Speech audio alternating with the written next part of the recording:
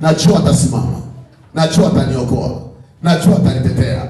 Amemeza mali, anazungumza habari za joka, lakini najua kwa Mungu wangu ataitapika yote.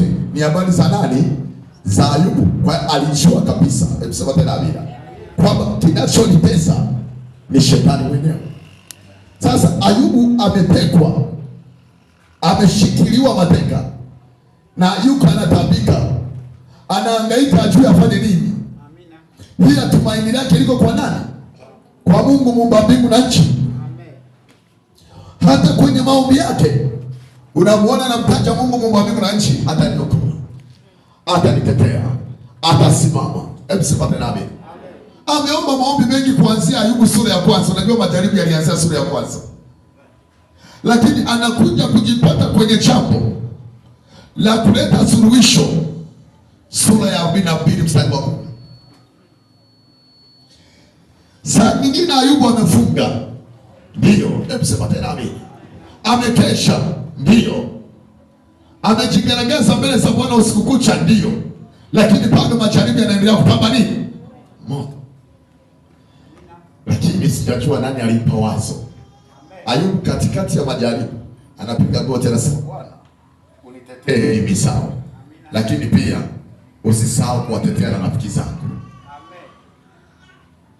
Kitendo cha kuombea tu rafiki zake pale pale, hicho ndio kinafanya Bwana amgeuze uteka wake. Amen.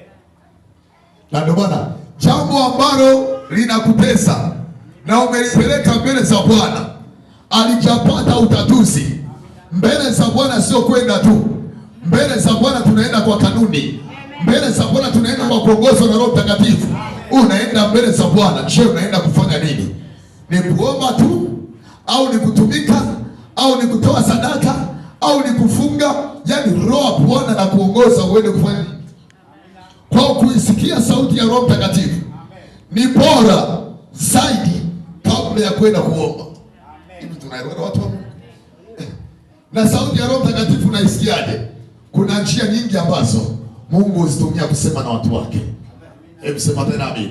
Mungu huzitumia kusema na watu wake. Zipo njia nyingi sana, nisikilize kwa makini, ambazo Mungu anazitumia kusema na watu wake. Kuna wakati Mungu atakufunulia neno lake. Hebu sema tena amen. Utakuwa unasoma Biblia nyumbani, utakutana na neno linahusiana na mali unachopitia na kitu unachopitia. Tunaelewana? Yaani Mungu anaweza akawa anasema na wewe, wewe unaona unasoma Biblia, kumbe Mungu yuko anasema. Kuna wakati Mungu atasema na wewe kupitia watumishi. Atakuja mtumishi kama anakupa ushauri. Amen. Atakuja mtumishi anahubiri, unasema mbona ananigusa? Hebu sema tena amen. Mbona anafanyaje? Mbona kama ananiongelea mimi? Amen. Sasa hii kama ananiongelea mimi, ukijua namna ya kutembea nao kwa unyenyekevu, ukijua namna ya kutembea nao kwenye, umesaidika. Ukikosa unyenyekevu wa kwamba mbona ananiongelea mimi, mbona kama ananiongelea mimi, ukikosa unyenyekevu wa kutembea naye, umechengana na muujiza au umechengana sauti ya nani? Kwa sababu kuna mtu anaweza akawa kanisani na mtumishi kweli akawa na ubiri, ndio neno la Mungu, Mungu amelifunua, amekuja ametaja kichwa cha somo, amesoma neno la msingi, ameanza kuhubiri, lakini kile anachokihubiri ni kama kinakulenga wewe. Sasa kuna mapokeo ya aina mbili tofauti. Kuna anayesema nimekuja kanisani ili nizungumzwe mimi tu, madhabahuni ni mimi. Sasa wewe unazalia kanisani unakuja ili kwa nini? Muulize mwenzako, kanisani umekuja ili ufanyeje sasa? Yaani maana ukija kanisani na usiguswe, basi baada yake haina maana. Mimi tunaelewana watu wa Mungu? Haina nini? Haina maana. Lakini ukiona imekugusa, alafu uka appreciate kwamba ananizungumza tu mimi, ananichamba mimi, tena anasema ananichamba mimi, ananitukana mimi madhabahuni. Wapendwa, nataka nikwambie mtumishi hawezi akawaacha watu wote hawa. Mzungumzie tu wewe, wengine wapoteze muda tu. Hivi inawezekana kweli? Atakuwa mtumishi kichaka. Atakuwa mtumishi nani? Kichaka. Kwa hiyo ukitoa namna ya kupokea kinachokugusa, ukakipokea kwa unyenyekevu, ukasema kweli hapo Mungu amesema na mimi, na ukafuata kilichosema, ukakifanyia kazi kilichosema, unakutana na nini? na muujiza wa waziwazi. Kwa hiyo kuna njia nyingi ambazo Mungu anatumia kusema, mmoja wapo na watumishi wake. Na kingine sauti ya ndani kwa nani? Kwa ndani. Na kingine ndoto na maono. Hebu sema tena, unaweza kupotesha ndoto na ukipima hiyo ndoto ni kama vile ina ushahidi wa neno la Mungu kwamba hivi vitu Mungu ameagiza tuvifanye. Tunaelewana? Hivi vitu Mungu ameagiza tufanyeje? Na mimi nimeota nafanya jambo fulani, lakini ukiangalia kwenye Biblia Mungu ameagiza tufanyeje? Tufanye hivyo vitu. Tunaelewana watu wa Mungu? Moja kwa moja unakuwa unajua hapa Mungu kuna kitu ananitaka nifanye. Na hicho sasa ndio unakuwa ndio ukombozi wako.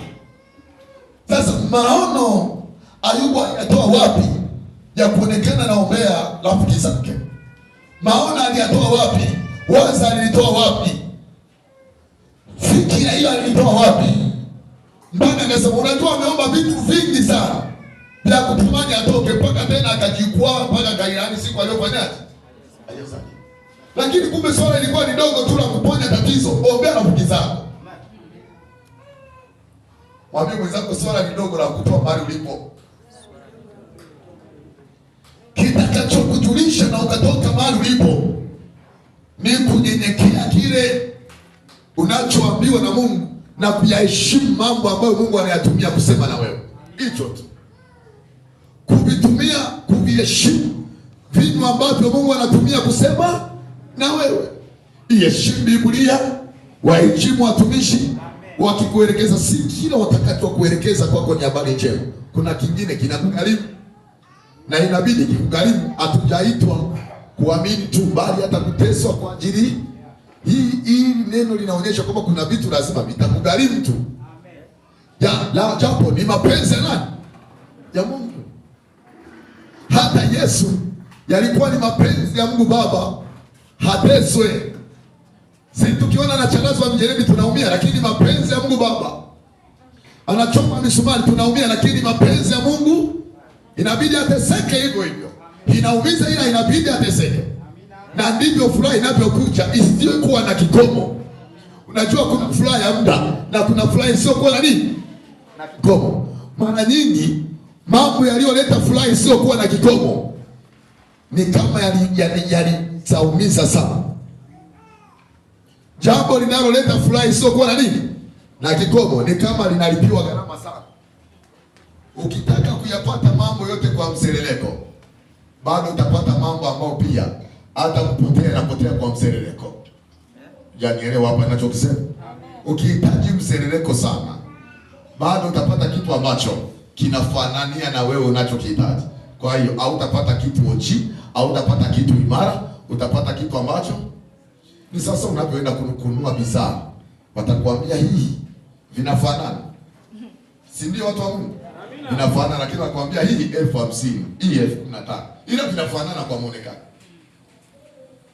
Ni wewe tu. Ukichukua cha 50,000 unacho miaka 10. Ukichukua cha 15,000 una wiki 2 tu. Tunaiona watu wa Mungu. Ndivyo ilivyo pia hata kwenye maisha ya Mungu tunayemtafuta. Na ndio maana yaani kuna vitu kubali vikugharimu tu ili upate vitu vilivyo imara. Kuna vitu kubali uvipate kwa kuteseka ili upate kitu kilicho imara. Tunaelewana watu wa Mungu? Huwa na watolea watu mfano hapa. Hebu sema tena amina. Kuna tembo na kuna mbwa. Wakabeba mimba. Wakabeba nini? Wakabeba mimba. Walipobeba mimba, wakaibeba kwa wakati mmoja. Sema tena amina. Mbwa akajifungua uzao wa kwanza. Tembo akajifungua ile mimba ya kwanza. Mbwa akabeba mimba ya pili, akajifungua. Tembo ile ya kwanza hajafanyaje? Mbwa akaanza kumtukana tembo. Tembo, wewe kati ya wazembe duniani wewe unaongoza. Lipo tu linajisukuma hata alijielewa. Yaani mimi nimeshazaa uzao wa 4. Wewe toka umebeba ile hata hujazaa. Kwa hiyo mbwa akamchamba sana tembo. Tembo akamwambia hujui unachosema. Hujui unachofanyaje? Unachokisema. Ndio mimi nimechelewa kuzaa. Lakini kizaa nimezaa kweli. Hivi tunaelewana? Nikizaa nimezaa kweli, sio maigizo, sio makapi. Ninachokizaa mimi kinaweza kukanyaga ulivyovizaa raundi 10 kwa wakati mmoja na vikasambaratika vyote. Nikuulize kweli, mbwa na tembo, mimi nadhani hata waje mbwa 10 watakanyagwa. Watafanyaje? Watakanyagwa. Kwa hiyo kitu kinachokugharimu kwa ajili ya Mungu, kubali kifanyeje? Kugharimu. Unajua kati ya kitu ambacho kinagharimu pia, kukuta una matatizo yamekufikia kichwani, alafu unadaiwa kumwombea jirani. Unanielewa? Yaani wewe ya kwako bado yamekushika yakuzidia. Halafu hapo unapaswa kukumbuka kumwombea nani? Nani? Kwamba matatizo unaenda mbele za Bwana, unasema sijafunga kwa ajili yangu, nimefunga kwa ajili ya jirani. Unamwambia Mungu, huu mfungo naomba umsaidie fulani rafiki yangu.